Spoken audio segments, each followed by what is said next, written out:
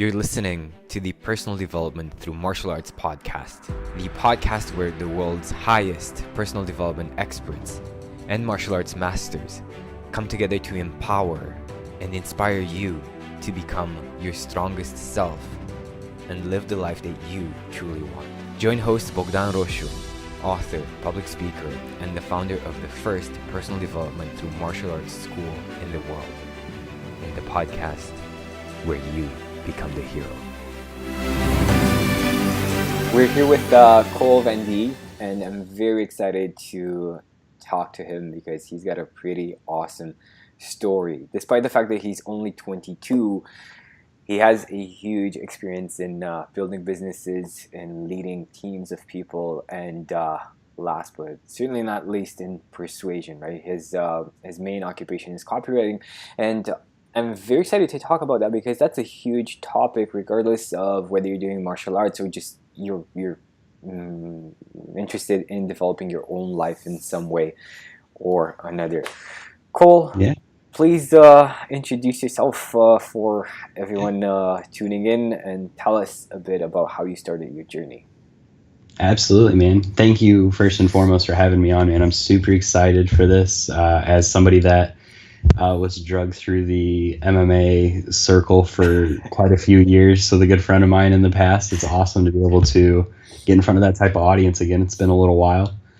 So it's great. But I recently had a birthday, so I am 23 now. I'm a copywriter. So what I do is I make people money with awesome words.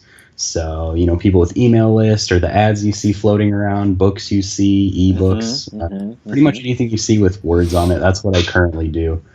And I honestly stumbled into it like naturally on accident. Like it was pretty, I've always been in sales for the most part. And I think that has a lot to do with my mother, who has always been in sales as well. So it's just always been subconsciously there. Not that she's pushed me into being a salesperson by any means, but it's just the lifestyle that she always had. She's always traveling, always on the phone with a client. You feel like always doing something. You feel like it's one of those things that chooses you.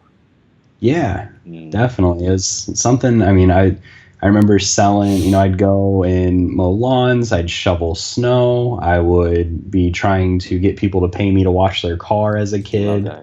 And I would, I'd charge them $10, $12, and I'd run it down to the coin wash for 50 cents and wash it for, it'd cost me 50 cents in like 20 minutes. But was that like because you saw your mother hustling and you wanted to do the same or like support, or was it something that she encouraged you to do? She was always working, and she was always there for me. Like, don't get me wrong, it's not like she was never home by any means, but she worked really hard. Very long days. She'd have to drop me off to school early when I was in elementary school, like an hour and a half early. So she'd go to work, and then she wouldn't get home until 3, 4, 5 hours after I got out of school. So for me, it seemed like a very long time that she was working, and I thought it was great. So I just naturally just always had a work ethic, and she never believed in giving me everything she didn't have. She believed in giving me the opportunity to earn everything that she didn't have, right? So there was no allowance. It was, if you want money, go find a way to get money. If you want a new iPod, you want a video game system, you want whatever it is that I wanted at the time, I had to figure out a way to get it. And it made me very creative. So I, knock on doors, ask to mow their lawn, ask to shovel their sidewalks, ask to do something around their house, whatever it may be, rake the leaves, and just find ways to create money that way. And it just became like embedded in me to figure out ways to create income, create money, by solving people's problems. When did you have your first job? My first legitimate job, my first real job, I was 16. I was a detail person at a used car dealership, and I did not do well. Because the way my mind works, I'm starting to know this as I'm getting older, but my mind is just very go. The fine details I let someone else clean up. Yeah. when you're cleaning cars, that's not like you have to get all of the little spots Yeah, and yeah. get it. So I was never like the perfectionist. I was always, this is extremely clean. This is really good. I'd send it out, and then they bring it right back. Hey, you missed this little tiny spot behind the wheel or whatever. And I was just like, ah. So Yeah. I ended up leaving that and started cooking pizzas, which was awesome. I love that job. I am not a good short order cook though, by any means. So I left doing that and got an internship at a steel foundry as a metallurgist. Took me about a week and a half or so to turn that into a full-time job as a 16-year-old high school student. I love that you can get jobs at 16. I mean, for example, in Romania, where I'm actually where we'll film, where our headquarters are. I'm trying to sound fancy right now, but obviously it's not working. So right. In Romania, you need to be 18 to actually get a job or to start an internship. So I love the fact that you guys can start so early, right? And this kind of attitude is encouraged. Absolutely, yeah. We can. I think we can legally start working at like 14 over here, like inside of an actual like business that isn't family owned. I think it's 14, 13, something like that. Yeah. And it depends on your environment, like where you're at over here. Some people don't get a job until they're out of college, and some people don't start working until they're out of high school, and then some start working as soon as possible. It really just depends on the environment that you're raised in and when you start actually working. So not everybody starts super young and super early, but some do. So Awesome. So you got the internship. Did you decide to stay at the foundry or? Yeah, so they actually, it was like my one, like I fell in love. Like this is what I was going to do. I was going to go to college and get a degree in chemistry and then metallurgy as well. And that was going to be my thing. And then they outsourced my entire department to China. Wow. And so then I was like immediately out of a job, like wasn't given any notice. They're just like, all right, man, thanks for the year you put in with us. You're done. I'm like, oh, that's like right before, like months before I was graduating high school, getting ready to start accepting college offers and stuff to go to college to pursue this degree. And then my job gets like just ripped from me. And I started noticing this trend because I was looking for metallurgy jobs and speaking with people in the industry, and it was like non-existent anymore. People were pushing it away and outsourcing it all to Thailand and China, where the two like largest foundries in the world are at. So I noticed that probably wasn't going to be something I could do long term. So I didn't want to waste the time, energy, and effort on college to get a job to try and get a job that doesn't exist anymore. Is that when you discovered copywriting? That's when I discovered sales. So I transitioned out of that, had a couple of really bad jobs that I hated, and ended up stumbling upon selling cars at a dealership randomly. A family friend of ours recommended me go talk to his good friend who is a sales manager at a local car dealership. And he's like, go learn sales, man. If you want to make good money, not go to college, this is the way to do it. Go sell something, learn there, because you don't need a degree or anything. So started selling cars, and I picked it up like it was instant. I went from, I worked for the largest privately owned dealership group in the Midwest here in the States. So we had 25, 26 dealerships that were owned by the same people. And so we had a big company, and there's a lot of salespeople, obviously, within the corporation. They had 200, 230 salespeople or so. Right. And within the first like 90 days, I became one of the top 3 salespeople for the entire group. Because you just came so naturally. Yeah, it's just because I didn't buy into like the pressure sales and the tactics that the old car guys were using. I just really just wanted to solve people's problems. I wanted to share a perspective. I wanted to give people information that they can take action on. I love that. We were actually talking about in a previous interview with Mario Tomic and guys check it out. We were discussing sales as well. Mario is a fitness genius, and he has this huge fitness consulting company.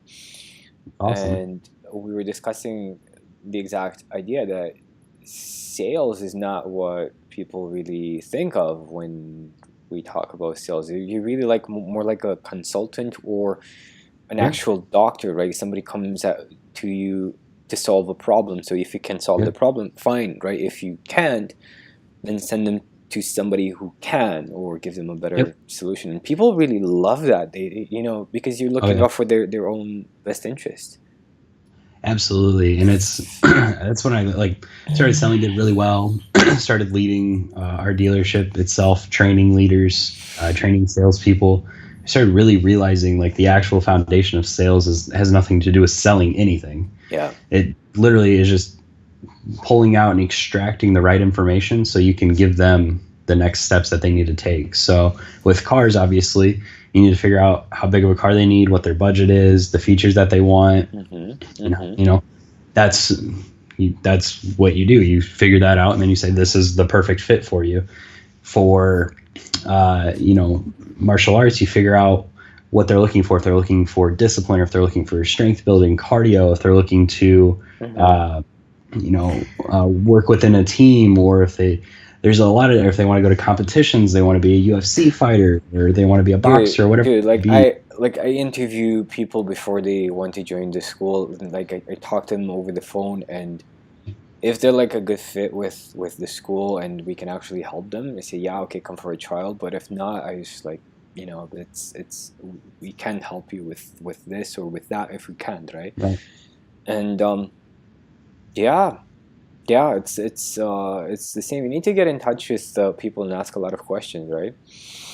That's the idea, and that's part of my copy. That's what I do, very long form copy. And exactly what you're talking about is asking the right questions, and kind of like we say qualifying on our side of things, but the customer they're figuring out if that's the right fit for them as well. Yes. And you do that through the copy itself, the way you tell the story, the way you use assumptive questions, the way you place features and benefits throughout the entire copy. It's going to start weeding people out. Let's get a bit clear on what we mean through copy, because not everybody's into, everybody listening in is into marketing and business and crazy like that. Like somebody listening to us, copy, what do you mean? Copy paste? What are you talking about? Right. And so I tell people I'm a copywriter. The first thing I get is, oh, you protect like ideas and products. Yeah, exactly. A little C.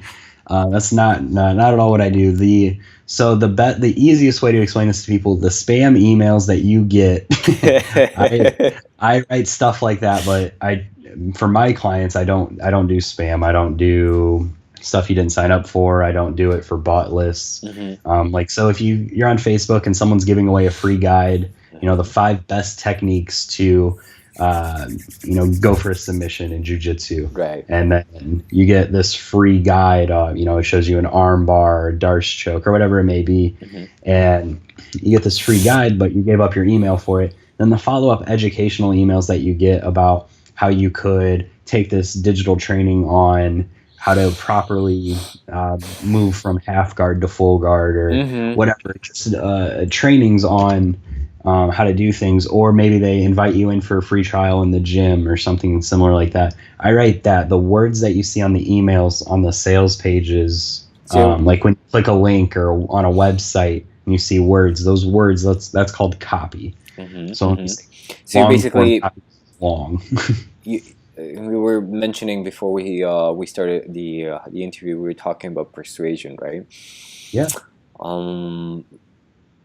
I'd like to, I'd love to dive a bit deeper and, pick your brains a bit in terms of what do you feel that persuasion actually means, right? And Sure. Why it's important. And then I'd love to link it up a bit with, exclusively what it means in martial arts. So, Absolutely. Yeah. In my mind, persuasion is just helping someone see a perspective they didn't see before, so they can agree with the words that are being spoken. So what that means is I believe everyone has a different perspective. So someone that is trying to persuade somebody is trying to get somebody to see their perspective. Mm-hmm. So when I share an idea with you in my perspective, I'm trying to say it in a way that you understand it to get you to agree with whatever I may be saying. A lot of people will link persuasion with manipulation or other like bad lingo that doesn't have good meaning behind it or good intentions, and that's not at all what I believe persuasion is. I don't believe in selling ice to Eskimos. They don't need ice. I believe in selling blankets and furs and boots and coats, the things that they actually need. Yeah. And showing them why they need my boots and furs and coats and everything else, and not the next guy's because mine's better, kind of thing. So that's my thoughts on persuasion. So why would an Eskimo buy your boots? Because my boots are always better. It just depends on whatever the value prop is. It could be because mine are made with actual fur or instead of synthetic fur. Maybe mine have a lifetime guarantee or whatever the value proposition, how they're manufactured, or how we donate 20% of all of our sales to the animal wildlife conservation or whatever it may be. Whatever it needs to be important to them first of all, I think.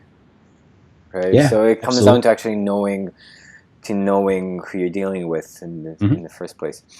Yeah, absolutely. Like in terms of martial arts, it's if we were to take this idea and apply it, for example, in a ring or in a self-defense situation, what you're doing either physically, verbally, or just by having a certain state is an act of persuasion in and of itself. You're persuading the other person that, look, this is not a time to fight. We can find a different solution. And the same idea in the ring, you're persuading the other guy that they have no chance. Absolutely. To win. You're persuading them into going with your body movements, going with your tempo, going with your flow. When you when you control the flow of the fight and the tempo of the fight, you're persuading them into fighting your way instead of you being persuaded to fight their way. The best is to create a certain tempo rhythm and then break it. Something like that. Yeah. Yeah. Absolutely. Which martial arts did you do?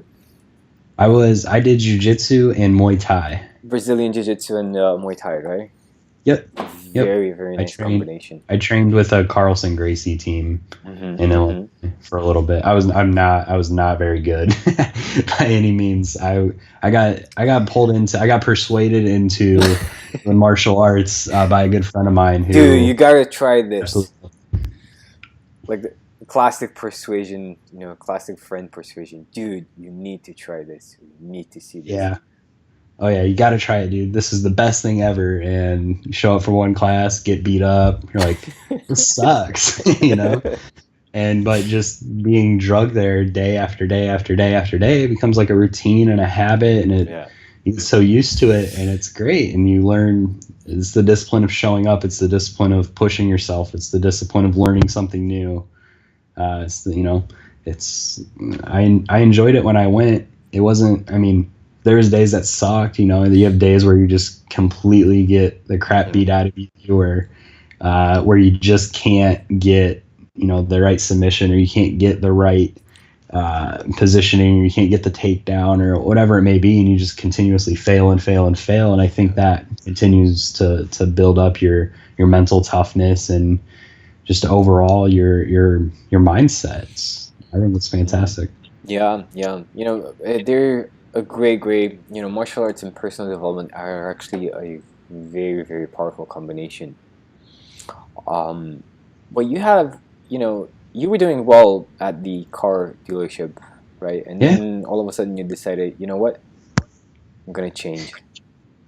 Yeah, I believe we all have times in our lives where we need like a massive change. And if you're listening and you haven't had that yet, it might happen for you, it might not. I obviously can't tell the future for you, but I've had many times in my life where massive change was like necessary. So I've had a couple of different times, but yeah, I was living in Illinois, working at a car dealership, doing great, 6-figure income, loved it. I mean, couldn't have been better. Everything was going great. Brand new car, trips whenever I wanted to. Like, it was awesome.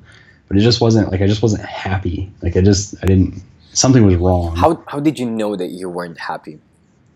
Because I just didn't feel like I wasn't growing anymore. Mm-hmm. Like I realized that I had hit like a ceiling. I was like, because I had this massive amount of growth in like such a short amount of time, maybe 18 months. It was just growth. It was from, I was making like $1,100 a month at some BS job to making six figures, like almost like flipping a switch. Mm-hmm. And then promotion after promotion after promotion after promotion. And then it was like to the point where I was like running a dealership, and I was like, well, the next thing is to buy in and own the dealership, but I would be doing the same thing I do now.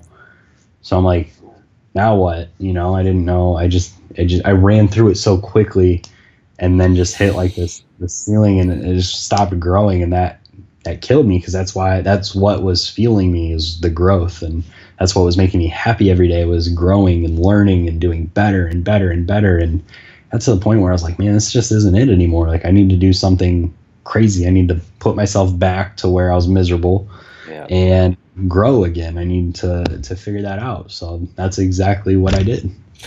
Was there some kind of trigger or some kind of external event that happened, and you said, okay, I'm leaving tomorrow to California, or was it just like your internal dialogue? I mean, it just was a big buildup of just wanting change, and then the right opportunity just happened one day. My current roommates that I have now were getting ready to move from like Culver City to where we're at now in Marina Del Rey, which is on the beach, and they needed another roommate, and they knew that I was planning my trip to move out here, because I had interviewed at jobs out here and stayed with them and stuff, and they said, yeah, you can be our roommate, you can move out here. I said, when? They said, I mean, you can sleep on our couch here until we get the new place if you want. I was like, done. Quit my job, told my mom, it's like, hey, I'm going to California and I'm going to figure it out. So I sold everything I had besides my clothes and my books, packed it all in my car, and drove out here. Nice. Did people tell you you're crazy? Yes, I get told I'm crazy a lot. Like a lot. Congratulations. That's a very good state to be in, to be honest. Oh yeah, I love it. I've always been on the I've always had this mindset of all in or not at all. And I've learned to rein that back in certain situations, because it's not always a good thing, but it's a powerful trigger to have, in my opinion, because you become fully committed to whatever, an idea, a business plan, sales, your job, a career, your relationship. It could martial arts. It doesn't matter. If you're all in, all invested, there's no hesitation, no doubts, no second guessing, no thoughts. It's just, this is going to happen. I'm going to do it right now. It's powerful. It's extremely powerful. A lot of people sit on the fence of not knowing if they should make the decision, yes or no, or whatever it may be. You know what? Just by taking action and, getting to that decisiveness and saying and stepping up, even though you may, and of course it's not your case, but it was like my experience many times where I just threw myself in the thing without knowing how to navigate it. Yeah. But your confidence builds so much.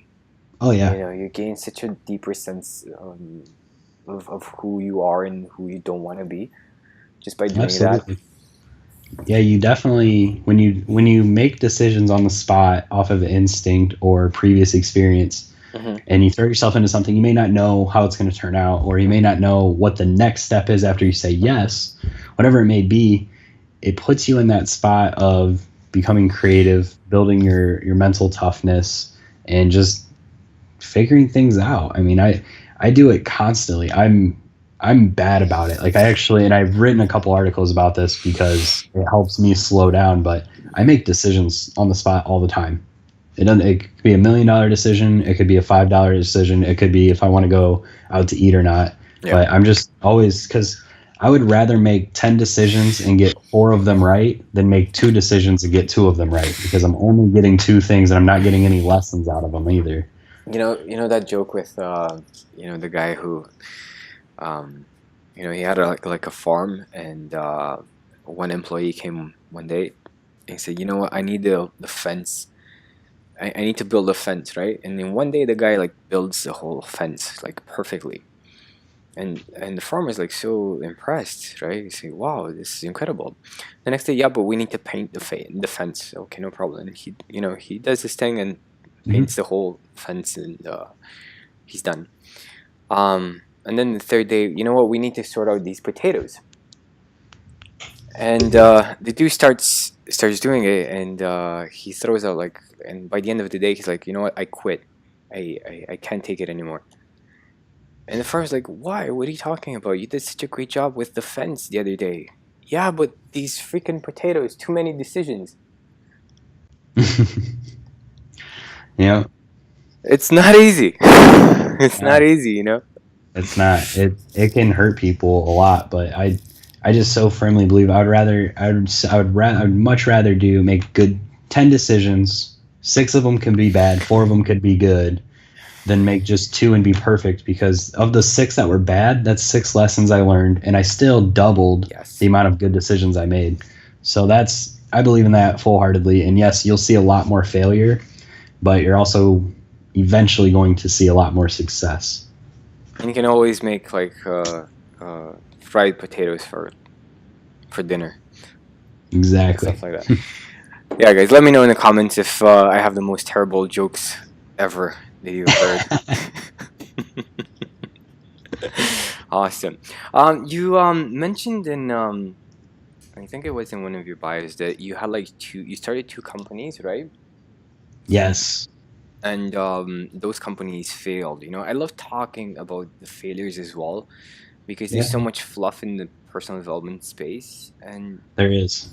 I'd love it if you could share, what were the lessons that you gained from those experiences, and how do you feel that they're helping you today? Yeah, so both of the businesses were made with like a snap decision, like we were talking about, right? So the first one was I was going to start a vinyl sticker business. So like you see the decals that go on cars or windows or whatever. I was like, I'm going to do that. It's super low cost to get into, super easy to do. Like, I can do that. So I bought a machine online, got the software downloaded, and started figuring out how to use it. And then just started selling stuff. I was like, cool, I'll just start, hitting people up who needs stickers for cars, who needs stickers for signs, whatever. And I did well, made all my money back that I originally invested, made a little bit of a profit, and hit this like wall. I was like, this is a lot of work for very little money. And because I was constantly trying to find people to spend $10. And I would have to find 10 people a day to spend $10 for me to then spend 3-4 hours cutting it all out with the machine, taping it all up, packaging it, mailing it. And I was like, how do I scale this? And I was like, I can't. So I just I instantly shut it down. I was like, nope, done. Completely shut it down.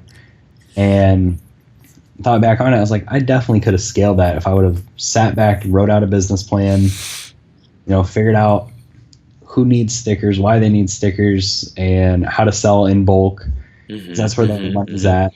And start figuring out like the business side of it rather than I'm just going to do this and figure it all out. That puts a lot of stress on you as a business. So I learned to, take action is huge. Like, definitely do that. Like, don't stop doing that because you don't have a business plan. On the flip side of things, like, also figure out your most efficient use of your time. Like, how can you be more effective? You can't do everything at once by yourself. It just doesn't work that way. It doesn't matter what you're doing. You can't do everything in a relationship.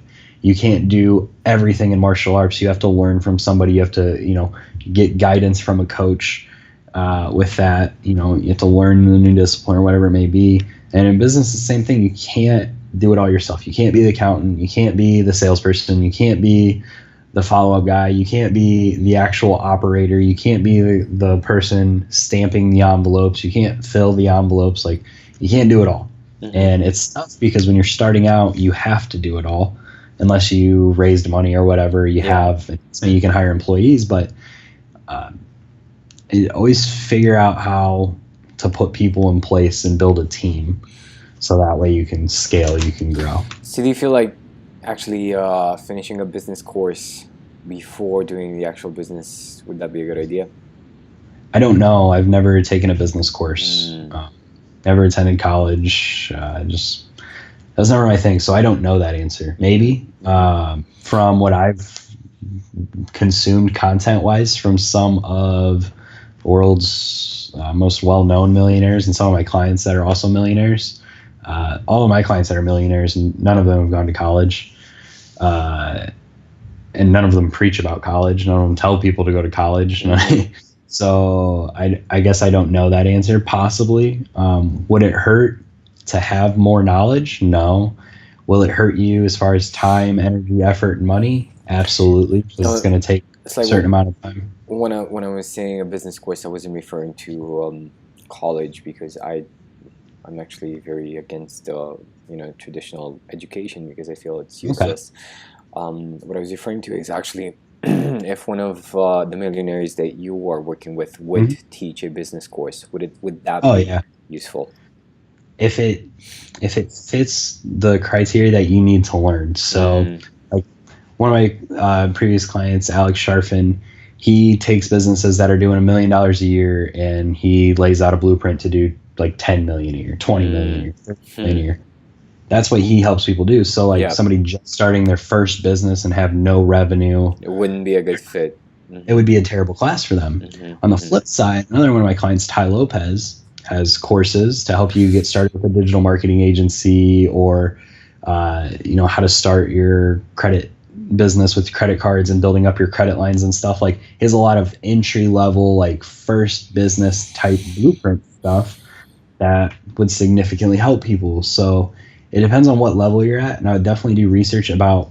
You should know why you're doing whatever you're doing, whether it be college or a digital course or a webinar or whatever that content is that you're looking to consume. You have to be very intentional about why you're consuming it.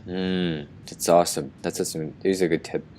Ty, I feel like Ty is surrounded by a lot of very, very good marketing people. He's awesome. With he has marketing. A huge marketing team. Yeah, huge marketing team. Extremely, extremely talented. And then if you're following him on social anywhere, right, he's always got friends and mentors, and he might, I don't know the exact dollar amount, he could spend $500,000 to $1 million a year in learning himself from experts in advertising, experts on YouTube ads, experts in Facebook ads, and just intentionally consuming more content so he can continue to grow his personal brand, so he can continue to put value in the courses and help people.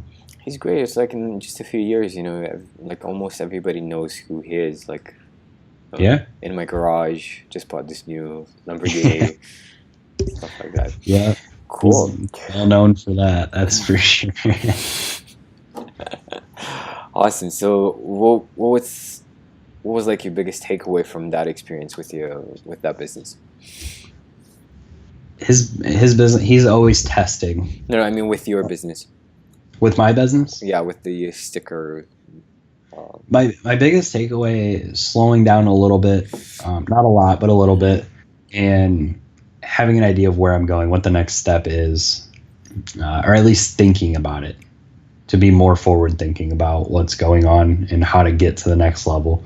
Because you may not know the answer, but if you're continuously putting it front of mind, hey, I need to know what I'm doing next, that's going to be I think that's going to be a good crutch for a lot of people to lean on in the early parts of their business before they can really hire a team, or before they can actually outsource stuff, because they may need the full income and they can't afford to take a 60-40 split on something or whatever it may be. Is just be forward thinking about what your next step is. Awesome. So what about like your second business? What lessons did you get from that? This one didn't last long at all. I had one client. It was a millennial management coaching. Okay. Well, that's what I was going to do because I was like, I'm going to be a coach. I was 21 or 22. I was at the car dealership still.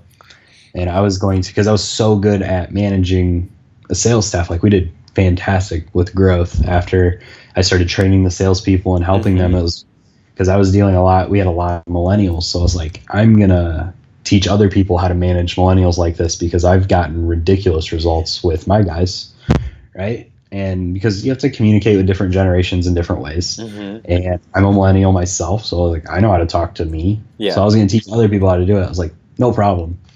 So I just like get a logo made on Fiverr. I'm like, good. So I start going out and hitting up businesses, and I'm like, hey, I want to help you guys manage your millennials better. I know that it's a problem in the workplace. They're always playing on their phone. They're not involved. They don't care. Yeah. Blah, blah, blah.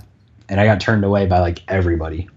And I mean, I hit every angle. Don't believe it. No way. I use like a million different scripts. And I'm a fantastic salesperson. Yeah. But I couldn't get around the fact that I had no experience. I was like 21 or 22 years old, and I was hitting up the wrong businesses. Like, I was hitting up businesses that had like 3 employees, or I see.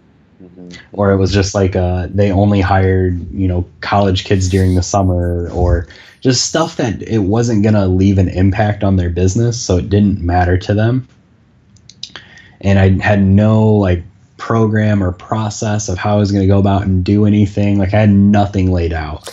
I was just like, I'm just going to go do it. You know what? And I feel like this conversation is going to be super valuable to like big companies that are actually dealing with situations like this, where they do want to have better communication with their employees, with their younger staff, right?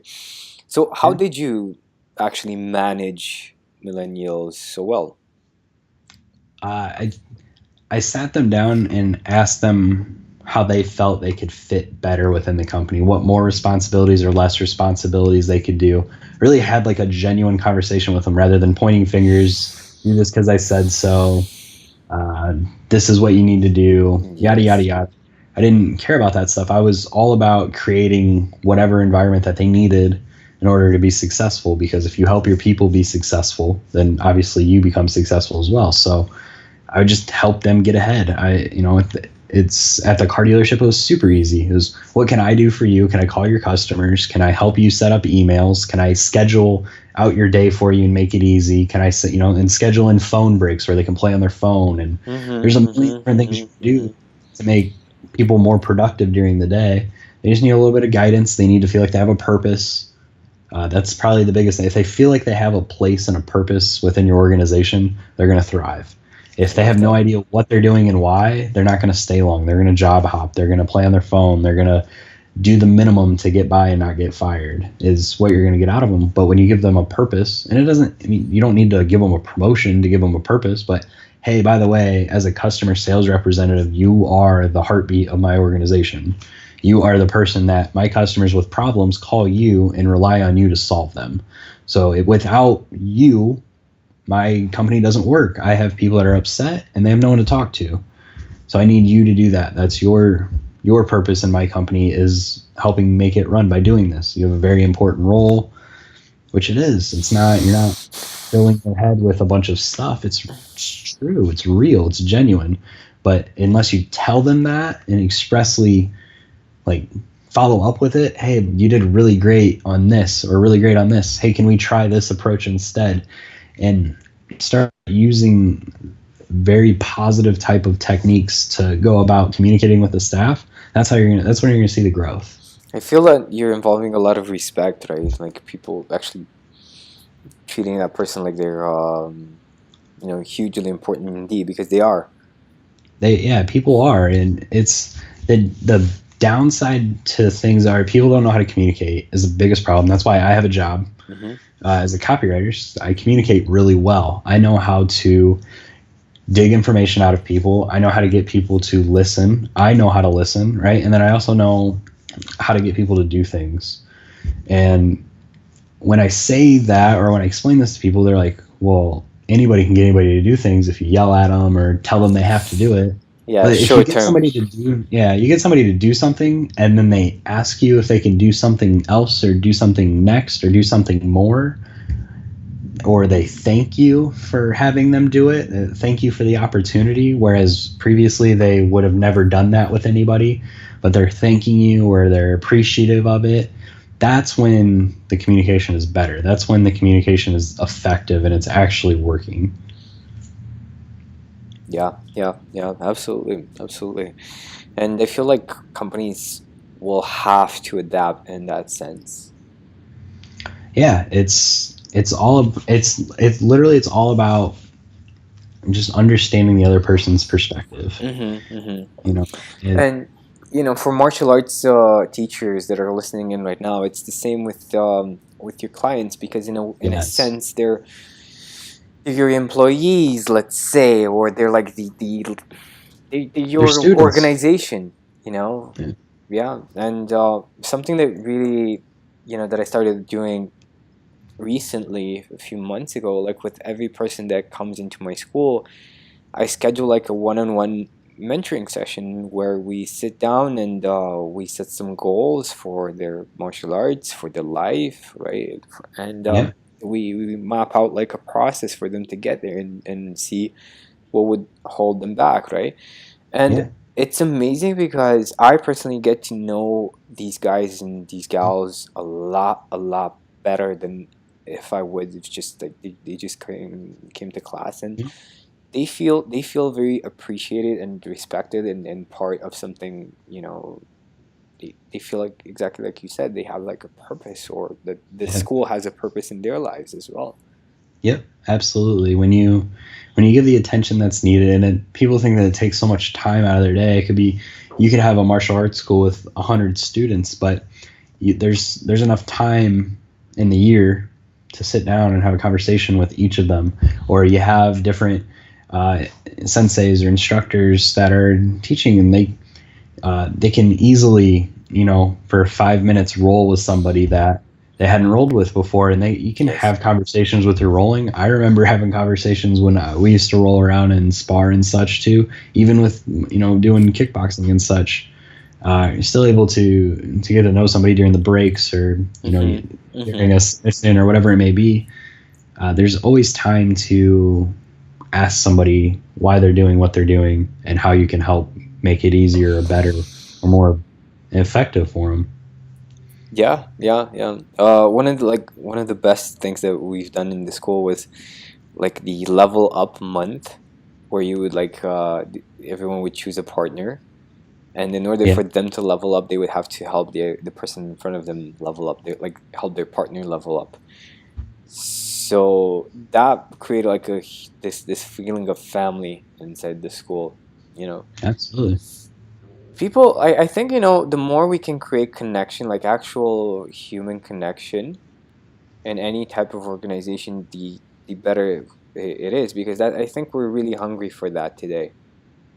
Yeah, we are. We're with information being available, at our fingertips, Mm-hmm. and being able to have a conversation with anybody at any given time, but also be able to shut it off when someone gives you their time and they want to listen to what you have to say. They want to help you solve problems or get to the next level or whatever it may be. When someone spends that time with you, it's you can't match it with anything else. You can't. The only thing we literally cannot get more of is time.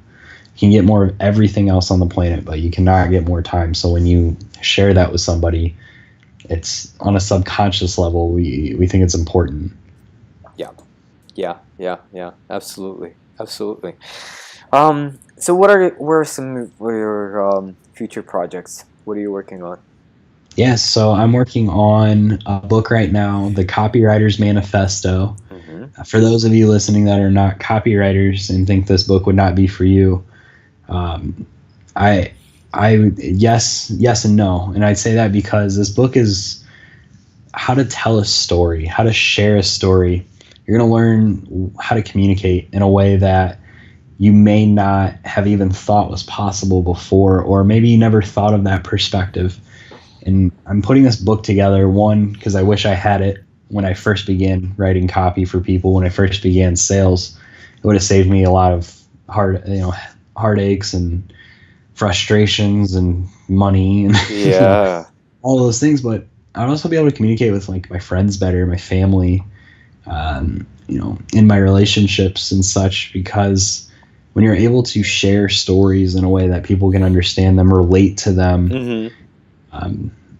That's powerful. So that's what this book is. Yes, it's going to have, how to sell stuff with words, how to write emails, how to write sales letters, but it's also going to have an entire section on storytelling, how to share your story, how to build your brand, how to position it in a way so people can receive you and receive your information, receive your brand in a way that they can relate to it.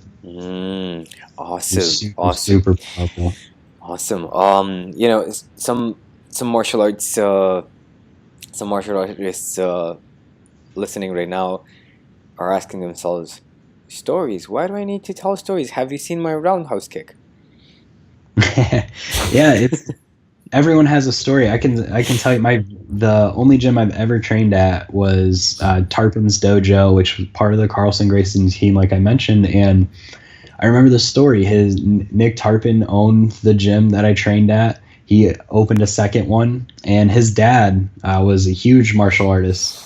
Before that, huge in karate, huge in jujitsu, and his name is also Nick Tarpon. And I remember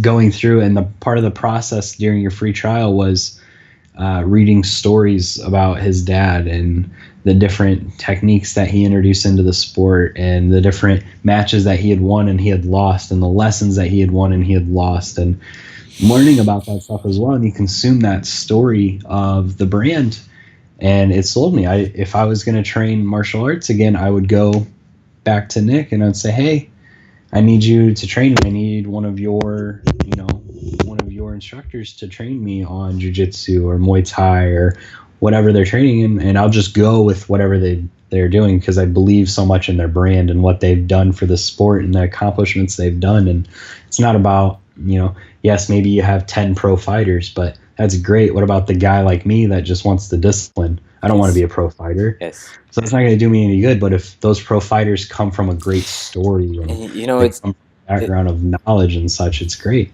It's so funny that you say that, because I published my book 2 years ago, and I think at the middle of last year, just started giving it out for free for everybody who came into school. Beginning of last year actually. And what I noticed was this it was totally different, because this connection started forming. This connection that wasn't there before, just because people got to know what I went through, and how this all came to be. And yeah, I absolutely agree. Stories are essential regardless of what you're doing. Even like when you're going on a date, you're telling your story, right? Yep, absolutely. You're telling a story of some sort. It could have been a story from your childhood, but a lot of us, when we share a story, we're sharing what we at top of mind believe is the most valuable piece of it. Yes. But we're not sharing the context. We're not sharing the bits and pieces that make that story powerful. And that's what the art of good storytelling does. So it's going to help you explain things better, not just your business or your brand, but just stories that you've already been telling for years. It's going to help you put a more positive spin on it, or a more powerful spin to where people are going to actually understand it. You got my attention. Where can I order the book? The book will be available on Amazon and Barnes & Noble and all that fun stuff. I have a pre-order link on my website, colevandee.com, COLEVANDEE.com. I'll link it up in the description, guys. So check the description. You'll find the link to Cole's website, and also a link where you can pre-order his book. And absolutely. I haven't really been pushing it as a pre-order yet, and I have a couple dozen of them already pushed out. So hoping it'll be released in March.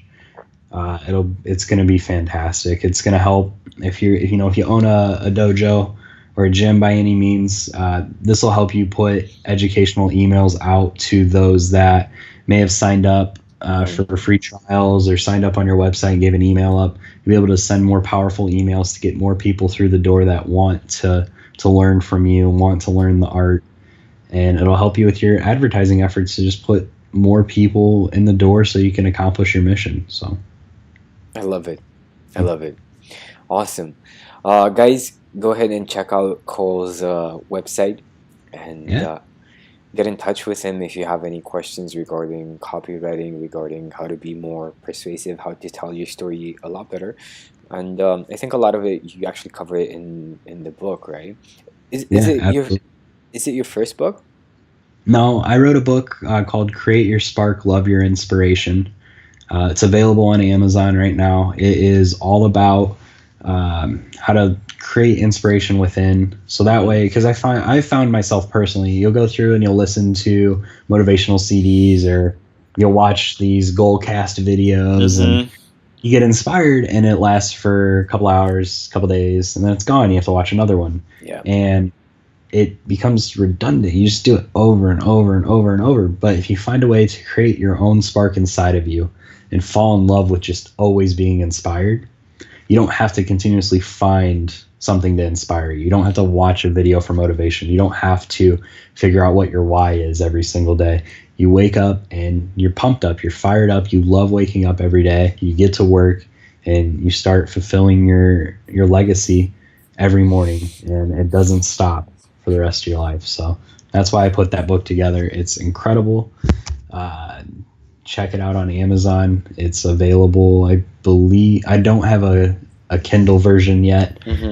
Still getting it formatted, but it's available in Europe as well. Awesome. It should be available worldwide. So awesome. So what? I'll post another link to this book as well, guys. So check the description. Awesome. I'm super grateful for Andrea right now because she found you. Yeah. And she's like, Cole would be a really good fit for our podcast. Like, should we set up an interview? I said, yeah, why not? So Andrea, big shout out. Thank you so much for reaching out to Cole. Yes, thank you. Yeah, this was super valuable. Cole, one question for everybody listening. What would you like to ask them? I just want to know how I can help you guys be more successful, how I can help you accomplish something, who I can connect you with, whatever I can do to help out. That's my biggest question. That's the question that I'm always asking. What's that? Lopez. Ty Lopez. I know, man. He's tough. I don't even communicate with him. I communicate with his team. I'm joking. He's tough. No, I was just imagining everybody in the comment section like, oh, I want to ride on Ty's Ferrari or some crazy. No, if there's anything I can do to help out with emails or strategies or making a connection with people or whatever it is, just reach out to me and get me on social media, facebook.com/Cole Vandee, Vandee, and he'll put a link in the description as well for it. And don't be shy about it, guys. Don't be shy. Yeah, just reach out to me. I get hundreds of messages from people asking questions and stuff, and I have people that come to me. He's a speaking coach, came to me. He's like, emails are dead, blah, blah, blah. He's like, why are you using email? Start sharing him with my results, my strategies and stuff. He's like, oh, okay. So he sent, like 10 minutes later, he sent out an email blast to his email list. Right. And he scheduled like 13 consultations for coaching. Wow. And he messaged me back. He's like, dude, this is amazing and blah, blah, blah. And he posted all over his Facebook. And they're like, how much did it cost you to talk with Cole? He's like, Cole didn't charge me anything. Cole just walked me through why he does what he does and how he does it. And I implemented it. I try and give people the ideas, the stats, and then it's up to you to act on it. I'm not one of those guys that charges you $1,000 to pick my brain by any means. If you have questions, Not yet. I will eventually, so you better take advantage of it now. Yeah, I actually wanted to point that out because, guys, you're listening, and Cole is still at the stage where you can reach out to him and actually ask for this valuable information. It's not going to last forever, right? So take action right now and make it happen. Awesome. Absolutely. So I'll see you guys in the comments. Let us know what Cole can do for you in terms of storytelling, persuasion, or just whatever. What do you feel like Cole can help you out with, right? And I'll see you guys next time. Cole, thank you so much for your time. Absolutely. Thank you so much for having me. Awesome.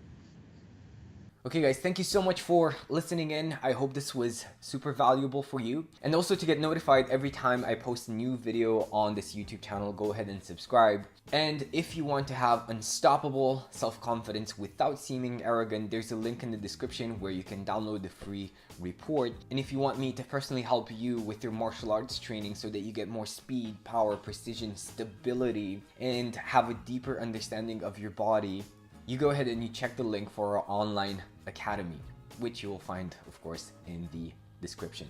And please go ahead and give us a rating on iTunes. It does help and it is very much appreciated. I'll see you next time.